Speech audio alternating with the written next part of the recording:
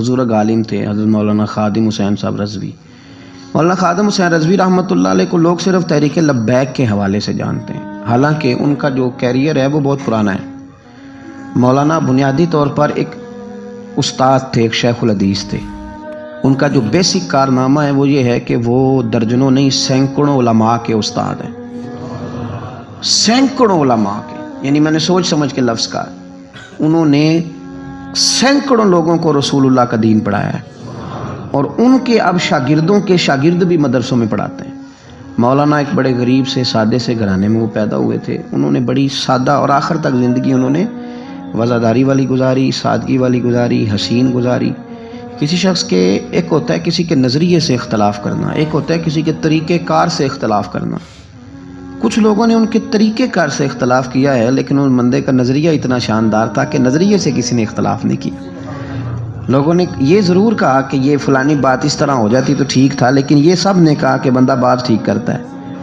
نظریے سے، فکر سے لوگ مطمئن ہو جائیں کسی زندہ کیا رہتا ہے؟ نظریہ۔ زندہ کیا رہتا ہے؟ نظریہ۔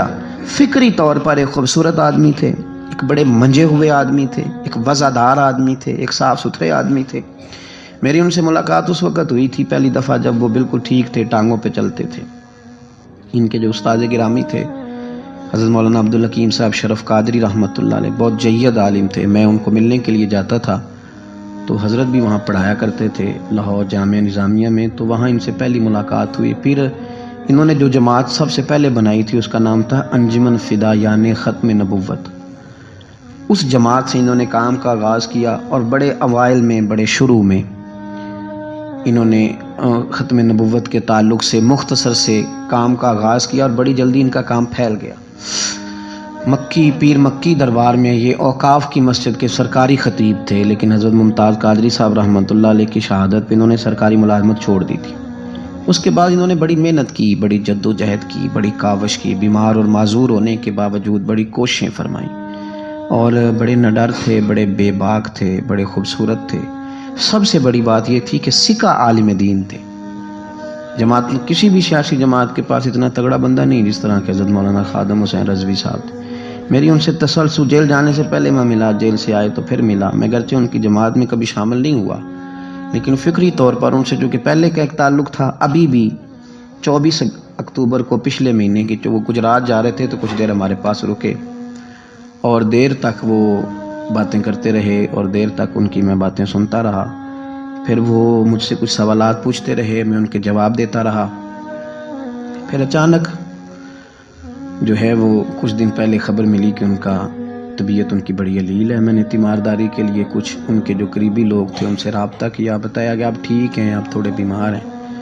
پھر کل اللہ تبارک و تعالیٰ کا فیصلہ قدرت آیا، اور تیزی کے ساتھ لوگ اٹھ گئے۔ اس 2020 نے بہت سارے لوگ اہل سنت کے لیے، لیکن اس شخص کا جانا کو زیادہ ہی تکلیف دے گیا۔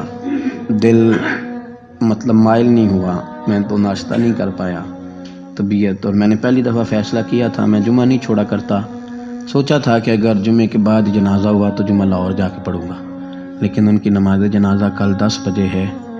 اس طرح کے لوگ کم آتے ہیں دنیا میں، اور شاید ان لوگوں کا وقت بھی تھوڑا ہوتا ہے، اور اللہ پاک شاید ایسے لوگوں کو جلدی ہی اپنی بارگاہ ناز کی طرف لے جاتا ہے۔ ایک شعر جگر مراد آبادی نے کہا تھا کہ جگر راہ وفا میں نقش ایسے چھوڑ آیا ہوں، میں جس منزل سے گزرا ہوں وہ اب تک یاد کرتی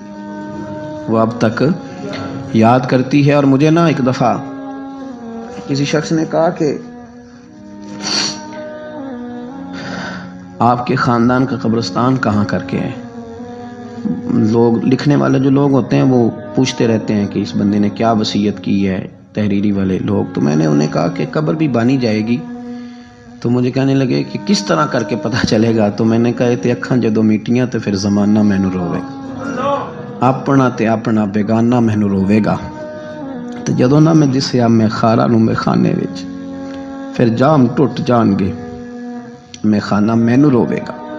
کئی لک لک رون گے تے کئی بک بک رون گے، گلیاں دا یانا تے سیانا۔ یہ الگ بات ہے کہ بے قدراں کچھ قدر نہ جاتی، کیتی خوب تسلی ہو ਦੁਨੀਆਦਾਰ ਤੇ ਪੁਜਾਰੀ ਜ਼ਰ ਦੇ ਉੱਤੇ ਆਂਦੇ ਗੱਲ ਟੱਲੀ ਹੋ ਬੁੱਕ ਬੁੱਕ ਰੋਸਣ